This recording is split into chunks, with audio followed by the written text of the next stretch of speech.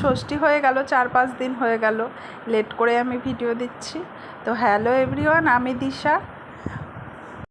সবাই কেমন আছো? আশা করছি ভালো আছো, আমিও ভালো আছি।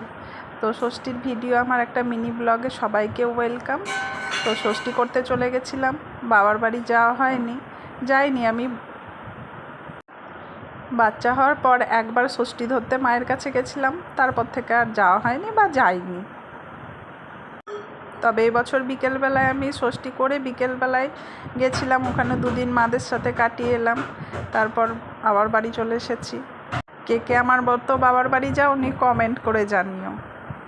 তারপরে ছেলেপেলেকে এখানে বলছিলাম প্রণাম কর, শুয়ে দিয়েছি ওদেরকে ওখানে। এখানে আমাদের অঞ্জলি হচ্ছিল, অঞ্জলি দিয়ে নিলাম, পুজো করে নিলাম। এই যে আমার বান্ধবী চলে গেল।